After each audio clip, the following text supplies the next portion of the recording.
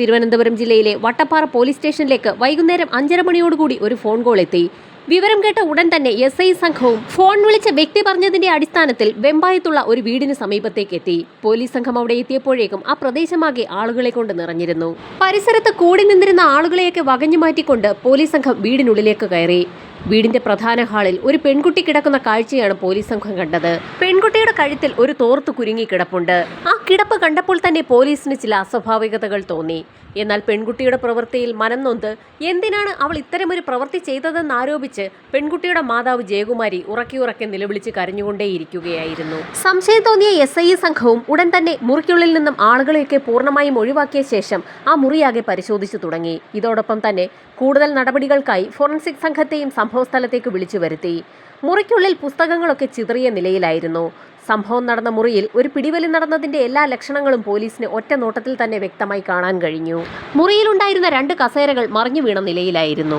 ആര്യ എന്ന പെൺകുട്ടിയുടെ മരണം ഒരു ആത്മഹത്യയല്ല എന്ന് പോലീസിന് ഒറ്റ നോട്ടത്തിൽ തന്നെ വ്യക്തമായി.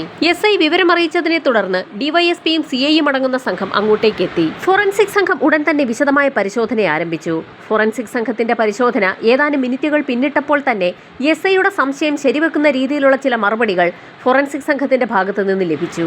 തീർത്തും ഞെട്ടിക്കുന്ന ചില കാര്യങ്ങളായിരുന്നു ഫോറൻസിക് സംഘം പോലീസിനോട് പറഞ്ഞത്. ആര്യ എന്ന ആ പെൺകുട്ടിയുടെ മരണം ഒരു ആത്മഹത്യയല്ല, കഴുത്തിൽ തോർത്തുപയോഗിച്ച് മുറുക്കി കഴുത്ത് ഞെരിച്ച് കൊലപ്പെടുത്തിയിരിക്കുകയാണ്. അത് മാത്രവുമല്ല, പെൺകുട്ടി അതിക്രൂര പീഡനത്തിന് ഇരയായിട്ടുമുണ്ട്. പീഡനത്തിന് ഇരയായാണ് ആര്യ കൊല്ലപ്പെട്ടതെന്നുള്ള ഫോറൻസിക് സംഘത്തിന്റെ റിപ്പോർട്ട് പോലീസിലേക്കും പോലീസിൽ നിന്ന് നാട്ടുകാരിലേക്കും പടർന്നു. പട്ടാപ്പകൽ തിരക്കേറിയ ഹൈവേക്ക് സമീപമുള്ള ഒരു വീട്ടിൽ ഇത്തരത്തിലൊരു കൃത്യം നടക്കുമോ എന്നുള്ളതായിരുന്നു നാട്ടുകാരുടെ സംശയം. പെട്ടെന്ന് തന്നെ വാർത്ത സെൻസേഷണലായി മാറുകയും ഗവൺമെന്റിന്റെ വിവിധ തലങ്ങളിൽ റിപ്പോർട്ട് ചെയ്യപ്പെടുകയും ചെയ്തു. DYSPയുടെ നേതൃത്വത്തിൽ അതിവേഗം തന്നെ പോലീസ് സംഘത്തെ വിവിധ ഗ്രൂപ്പുകളായി തിരിച്ചു. അന്വേഷണം അതിവേഗത്തിൽ നടത്തണമെന്ന് ഗവൺമെന്റിന്റെ ഭാഗത്തു നിന്നും പ്രത്യേക ഉത്തരവുകളും വന്നു. ഇൻക്വസ്റ്റ് നടപടികൾ പൂർത്തിയാക്കിയ മൃതദേഹം പോസ്റ്റ്മോർട്ടത്തിനായി മെഡിക്കൽ കോളേജിലേക്ക് ഷിഫ്റ്റ് ചെയ്തു. ഇതേ സമയം തന്നെ ഒരു സംഘം പോലീസുകാർ മരണപ്പെട്ട ആര്യയുടെ വീട്ടുകാരെയും ബന്ധുക്കളെയും നാട്ടുകാരെയും ഒക്കെ ചോദ്യം ചെയ്യാൻ തുടങ്ങി. ആര്യയുടെ മാതാപിതാക്കൾക്ക് തങ്ങളുടെ മകളുടെ മരണം എങ്ങനെ സംഭവിച്ചു എന്നതിനെക്കുറിച്ച് ഒരു വ്യക്തതയും ഉണ്ടായിരുന്നില്ല. ആര്യയുടെ മാതാവ് ജയകുമാരി ജോലി സ്ഥലത്ത് നിന്നും ജോലിയൊക്കെ പൂർത്തിയാക്കി വൈകുന്നേരം 5:30 മണിയോടുകൂടിയാണ് വീട്ടിലേക്ക് എത്തിയത്. ഈ സമയത്ത് വാതിലിൽ തട്ടിയിട്ടും മകൾ വാതിൽ തുറക്കാത്തതിനെ തുടർന്ന് വാതിലിൽ ചെറിയതായി ഒന്ന് തള്ളി നോക്കിയപ്പോഴാണ് അത് അകത്തുനിന്ന് കുറ്റിയിട്ടിട്ടില്ല എന്ന് വ്യക്തമായത്. വാതിൽ തുറന്ന് അകത്തേക്ക് കയറിയ ജയകുമാരി കാണുന്നത് തന്റെ മകൾ മരണപ്പെട്ട് കിടക്കുന്ന കാഴ്ചയാണ്. തൊട്ട് അയൽപ്പക്കത്തെ വീടുകളിലുള്ളവരും ജോലിക്ക് പോയിരുന്നതിനാൽ ജയകുമാരിയുടെ വീട്ടിൽ ഇത്രയും വലിയൊരു സംഭവം നടന്നത് ആരും അറിഞ്ഞതുമില്ല. തൊട്ടടുത്ത ദിവസം തന്നെ പോസ്റ്റ്മോർട്ടം റിപ്പോർട്ട് എത്തി. ഫോറൻസിക് സംഘം പോലീസിനോട് പറഞ്ഞ കാര്യങ്ങൾ അക്ഷരം പ്രതി സത്യമാണെന്ന് തെളിയുന്ന ഒരു റിപ്പോർട്ടായിരുന്നു പുറത്തു വന്നത്. ആ പെൺകുട്ടി അതിക്രൂര പീഡനത്തിന് ഇരയായിട്ടുണ്ട്. ആര്യയുടെ മാതാപിതാക്കളെ ചോദ്യം ചെയ്യുന്നതിനിടയിൽ ആര്യയുടെ കഴുത്തിൽ 1.5 പവന്റെ ഏലസോടുകൂടിയ ഒരു മാലയുണ്ടായിരുന്നു എന്നും അത് മിസ്സിംഗ് ആണെന്നുമുള്ള കാര്യം മാതാവ് പോലീസിനോട് മൊഴി നൽകി. പോലീസ് കിട്ടുന്ന ഇൻഫർമേഷനൊക്കെ കളക്ട് ചെയ്ത് അതുമായി ബന്ധിപ്പിച്ചുള്ള അന്വേഷണം നടത്തുന്നതിനിടയിൽ വട്ടപ്പാറ വെഞ്ഞാറമൂട് ഭാഗത്തുള്ള നിരവധി പേരെ ചോദ്യം ചെയ്യുന്നതിനിടയിൽ 1-2 പേർ ചില കാര്യങ്ങൾ പോലീസിനോട് പറഞ്ഞു. സംഭവം നടന്ന പകൽ ആ വീടിന് സമീപത്ത് ഒരു ഓട്ടോ കണ്ടതായാണ് ചില ആളുകളൊക്കെ പോലീസിന് മൊഴി നൽകിയത്. എന്നാൽ വണ്ടി നമ്പറോ വാഹന ഉടമയോ തിരിച്ചറിയാൻ ആർക്കും കഴിയാത്ത സാഹചര്യത്തിൽ ആ ഇൻഫർമേഷൻ വെച്ച് പോലീസിന് അന്വേഷണം മുൻപോട്ട് കൊണ്ടുപോകാൻ കഴിഞ്ഞില്ല. പോലീസ് അന്വേഷണം ആകെ വഴിമുട്ടി നിൽക്കുന്ന സമയത്തായിരുന്നു ഒരു പെൺകുട്ടി പോലീസ് സ്റ്റേഷനിലെത്തി ചില നിർണായക വിവരങ്ങൾ പങ്കുവച്ചത്. ആര്യയുടെ സുഹൃത്തു കൂടിയായ വിദ്യ എന്ന പെൺകുട്ടിയായിരുന്നു അത്. ഏതാനും ദിവസങ്ങൾക്ക് മുൻപ് ഒരു സംഭവം ഉണ്ടായി. വിദ്യ സ്കൂളിലേക്ക് പോകുന്ന വഴി ആര്യ എന്ന പെൺകുട്ടി ഒരു ഓട്ടോ തള്ളുന്ന കാഴ്ചയായിരുന്നു വിദ്യ കണ്ടത്. ആര്യയുടെ വീടിന് സമീപത്ത് ഒരു കുഴിയിലേക്ക് മറിഞ്ഞ ഓട്ടോ മരണപ്പെട്ട ആര്യ എന്ന പെൺകുട്ടി തള്ളിക്കയറ്റാൻ ശ്രമിക്കുന്ന ഒരു കാഴ്ചയായിരുന്നു അത്. വിദ്യയെ കണ്ട ഉടൻ തന്നെ ഓട്ടോ തള്ളാനൊന്ന് സഹായിക്കണമെന്ന് ആര്യ ആവശ്യപ്പെടുകയും അതേ തുടർന്ന് വിദ്യയും കൂടി ചേർന്ന് ഓട്ടോ കുഴിയിൽ നിന്ന് തള്ളിക്കയറ്റുകയും ചെയ്തു. അതിനുശേഷം ഡ്രൈവർ ഓട്ടോയുമായി പോയി. ഇതേ സമയത്ത് ആര്യ വിദ്യയ്ക്ക് യാത്ര പറഞ്ഞ് അവളുടെ വീട്ടിലേക്കും കയറിപ്പോയി. എന്നാൽ ആ ഓട്ടോയുടെ നമ്പർ വിദ്യയ്ക്ക് ഓർമ്മയുണ്ടായിരുന്നില്ല. പക്ഷെ നിർണായകമായ ഒരു കാര്യം അവൾ പോലീസിനോട് പറഞ്ഞു. ആ ഓട്ടോയുടെ പുറകിൽ രാജമ്മ എന്ന് എഴുതിയിരുന്നു. അതിനു പുറമെ ഒരു ഉണ്ണിയേശുവിന്റെ ചിത്രവും ഉണ്ടായിരുന്നു. വിദ്യ പറഞ്ഞു കേട്ട ഉടൻ തന്നെ രാജമ്മ എന്ന ഓട്ടോയെക്കുറിച്ച് എല്ലാ കാര്യങ്ങളും അന്വേഷിച്ച് കണ്ടെത്താൻ SI പോലീസുകാർക്ക് നിർദ്ദേശം നൽകി. തൊട്ടടുത്ത് തിരുവനന്തപുരം സിറ്റിയാണുള്ളത്.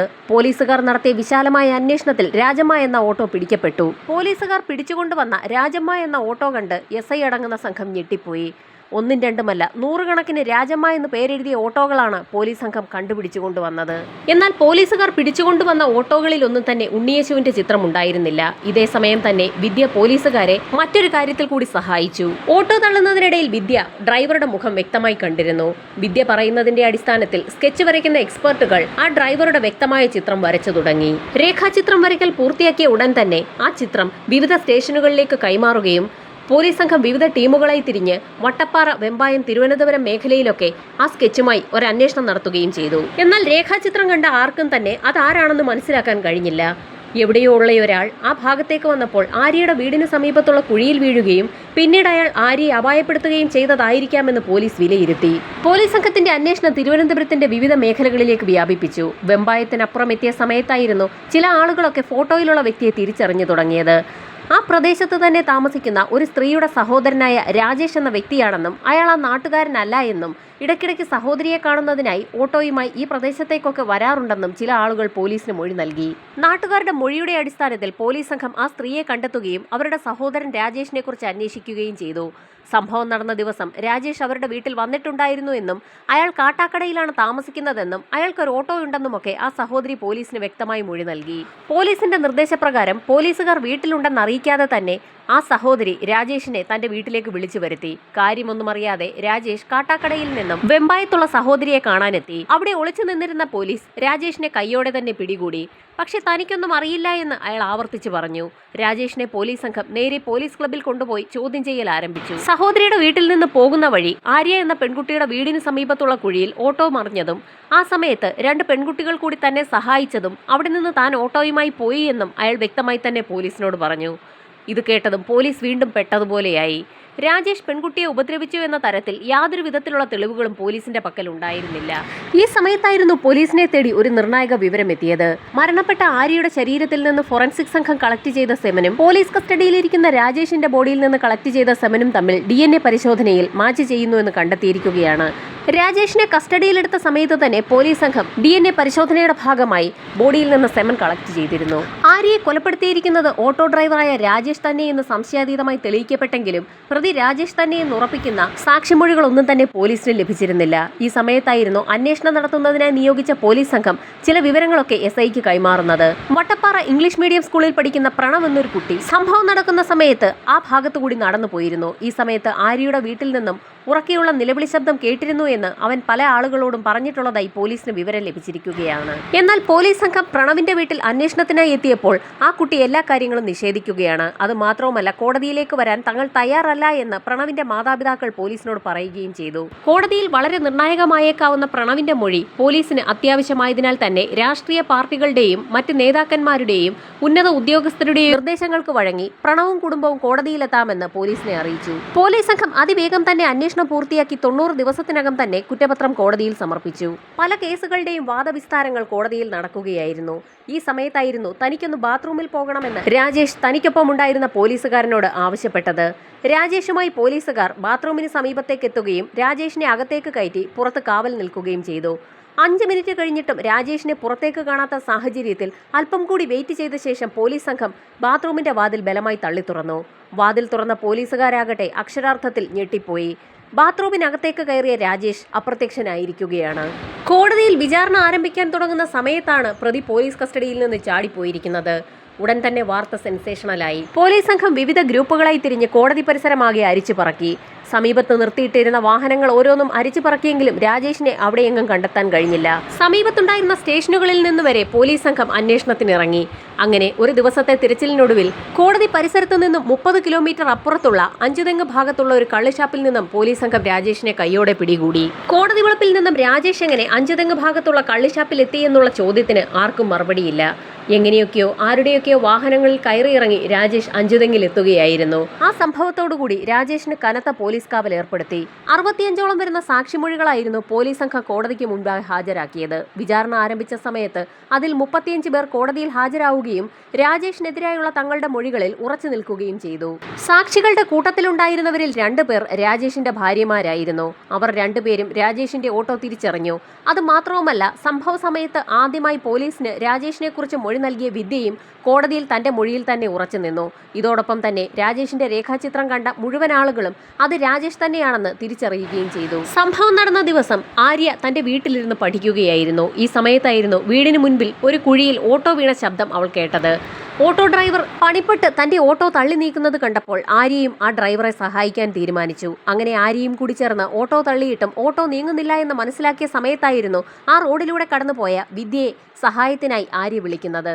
ആ പെൺകുട്ടികൾ സംസാരിക്കുന്നതൊക്കെ രാജേഷ് കേൾക്കുന്നുണ്ടായിരുന്നു. അങ്ങനെയാണ് പെൺകുട്ടികൾ സംസാരിക്കുന്നതിനിടയിൽ ആര്യ തന്റെ വീട്ടിൽ ഒറ്റയ്ക്കാണെന്നുള്ള വിവരം പറഞ്ഞത് രാജേഷിന്റെ ശ്രദ്ധയിൽപ്പെട്ടത്. മൂവരും ചേർന്ന് ഓട്ടോ കുഴിയിൽ നിന്ന് തള്ളി കരയിലേക്ക് കയറ്റിയ ശേഷം വിദ്യ അവളുടെ വീട്ടിലേക്കും ആര്യ തന്റെ വീട്ടിലേക്കും കയറിപ്പോയി. ആര്യ വീട്ടിലേക്ക് കയറിപ്പോകുന്നത് നോക്കിക്കൊണ്ട് രാജേഷ് വഴിയിൽ തന്നെ നിൽക്കുന്നുണ്ടായിരുന്നു. ആ പരിസരത്തൊന്നും ആരുമില്ല എന്ന് മനസ്സിലാക്കിയ രാജേഷ് ആര്യയുടെ വീടിന് സമീപത്തെത്തുകയും വാതിലിൽ തട്ടി വിളിക്കുകയും ചെയ്തു. മുറിക്കുള്ളിൽ പഠിച്ചുകൊണ്ടിരിക്കുകയായിരുന്ന ആര്യ ജനാല തുറന്ന് പുറത്തേക്ക് നോക്കിയ സമയത്ത് രാജേഷ് വെളിയിൽ നിൽക്കുന്ന കാഴ്ച കണ്ടു. ഓട്ടോ കുഴിയിൽ വീണതിന്റെ ഭാഗമായി എന്തോ ചെറിയ തകരാർ സംഭവിച്ചെന്നും സ്ക്രൂ ഡ്രൈവർ ഉണ്ടെങ്കിൽ തരണമെന്നും രാജേഷ് ആവശ്യപ്പെടുകയായിരുന്നു. അത് കേട്ട ഉടൻ തന്നെ വീട്ടിനുള്ളിലൊക്കെ ഒന്ന് പരതി നോക്കിയ ശേഷം സ്ക്രൂ ഡ്രൈവർ കണ്ടുപിടിച്ച ആര്യ അതുമായി എത്തി വാതിൽ തുറന്നു. ആര്യ വാതിൽ തുറന്ന ആ നിമിഷത്തിൽ തന്നെ ഒട്ടും പ്രതീക്ഷിക്കാതെ വീടിനുള്ളിലേക്ക് രാജേഷ് ഇരച്ചു കയറുകയും ആ പെൺകുട്ടിക്ക് എന്തെങ്കിലും ചെയ്യാൻ കഴിയും മുൻപ് തന്നെ അവളുടെ വാ പൊത്തുകയും അവളെ കീഴ്പ്പെടുത്തുകയും ചെയ്തു. അതിക്രൂര പീഡനത്തിനിരയായ ആര്യ തന്നെ തിരിച്ചറിയുമെന്ന് ഉറപ്പുള്ളതുകൊണ്ട് തന്നെ പോലീസ് പിടിയിലാകാൻ സാധ്യതയുണ്ടെന്ന് മനസ്സിലാക്കിയ രാജേഷ് അവിടെ നിന്ന് തന്നെ ഒരു തോർത്ത് കണ്ടെത്തുകയും ആ തോർത്തുപയോഗിച്ച് ആര്യയുടെ കഴുത്ത് വരിഞ്ഞു മുറുക്കി അവളെ കൊലപ്പെടുത്തുകയും ചെയ്തു. കൊലപാതകം നടത്തിയ ശേഷം ആര്യയുടെ കഴുത്തിലുണ്ടായിരുന്ന ഏലസോടുകൂടിയ 1.5 പവന്റെ മാല രാജേഷ് അഴിച്ചെടുത്തു. അതിനുശേഷം ആര്യമറിയാതെ വാതിൽ തുറന്ന് പുറത്തിറങ്ങുകയും തന്റെ ഓട്ടോയിൽ അവിടെ നിന്ന് കടന്നു കളയുകയും ചെയ്തു. വെമ്പായമെത്തിയപ്പോൾ അവിടെ ഒരു സ്വർണ്ണക്കടയിൽ രാജേഷ് ആ മാല പണയം വെക്കുകയും ചെയ്തു. പിന്നീട് പോലീസ് നടത്തിയ അന്വേഷണത്തിൽ പണയ ഉരുപ്പടിയും റെസിപ്റ്റുമടക്കം കണ്ടെത്തി. അതൊരു വലിയ നിർണായകമായ തെളിവായി കോടതിയിൽ സമർപ്പിക്കാനും പ്രോസിക്യൂഷന് കഴിഞ്ഞു. കോടതിയിൽ എല്ലാ തെളിവുകളും രാജേഷിനെതിരായിരുന്നു. വാദപ്രതിവാദങ്ങൾക്കൊടുവിൽ കോടതി രാജേഷിന് വധശിക്ഷയാണ് വിധിച്ചത്. സ്വാഭാവികമായും രാജേഷ് ഹൈക്കോടതിയിൽ അപ്പീൽ നൽകി. കേസ് പരിഗണിച്ച ഹൈക്കോടതി വധശിക്ഷ ഇരട്ട ജീവപര്യന്തമാക്കി മാറ്റി. രാജേഷിനെ പിന്നീട് നെട്ടുകാൽത്തേരിയിലുള്ള തുറന്ന ജയിലിലേക്കാണ് മാറ്റിയത്. ആ ജയിലിൽ കഴിയുന്നതിനിടയിലായിരുന്നു ഏതാനും നാളുകൾക്ക് മുൻപ് രാജേഷ് ഒരു കൂട്ടുപ്രതിയെയും കൂട്ടി ജയിൽ ചാടുന്നത്. വീണ്ടും പോലീസ് സംഘത്തിന് വെല്ലുവിളി ഉയർത്തി രാജേഷ് അപ്രത്യക്ഷനായിരിക്കുകയാണ്. കേരളത്തിൽ അങ്ങോളം ഇങ്ങോളം വല വിരിച്ച് വിശാലമായ അന്വേഷണം നടത്തിയിട്ടും പോലീസ് സംഘത്തിന് രാജേഷിനെ കണ്ടുകിട്ടിയില്ല. അങ്ങനെ പോലീസ് അന്വേഷണം ആകെ കുഴഞ്ഞു മറിഞ്ഞു കിടക്കുന്ന അവസ്ഥയിലായിരുന്നു മൂകാംബികയിൽ ദർശനം നടത്താൻ പോയ ചില ആളുകൾ അവിടെ വെച്ച് ആൾക്കൂട്ടത്തിനിടയിൽ രാജേഷിനെ കണ്ടതായി പോലീസ് റിപ്പോർട്ട് ചെയ്യുന്നത്. ജയിൽ ചാട്ടത്തിന്റെ സമയത്തും അതിനു മുൻപും രാജേഷിന്റെ ചിത്രങ്ങൾ നിരവധി തവണയാണ് സോഷ്യൽ മീഡിയ വഴി പോലീസ് സംഘം പ്രചരിപ്പിച്ചത്. അതിന്റെയൊക്കെ ഭാഗമായി ആൾക്കൂട്ടത്തിനിടയിൽ വെച്ച് കണ്ടിട്ട് പോലും ചില ആളുകൾ രാജേഷിനെ തിരിച്ചറിയുകയായിരുന്നു. രാജേഷിനെ കണ്ടു എന്ന് തിരുവനന്തപുരം സ്റ്റേഷനിൽ വിവരമെത്തിയതിനെ തുടർന്ന് ഒരു സംഘം പോലീസുകാർ മൂകാംബികയിലേക്ക് പുറപ്പെട്ടു. മൂകാംബികയിൽ വിശദമായി തിരച്ചിൽ നടത്തിയ പോലീസ് സംഘം പിന്നീട് ഉടുപ്പിയിൽ നിന്നായിരുന്നു രാജേഷിനെ കസ്റ്റഡിയിലെടുക്കുന്നത്. കസ്റ്റഡിയിലെടുത്ത രാജേഷിനെ പോലീസ് സംഘം വീണ്ടും നെട്ടുകാൽത്തേരിയിലെ തുറന്ന ജയിലിലേക്ക് കൊണ്ടുവന്നിരിക്കുകയാണ്.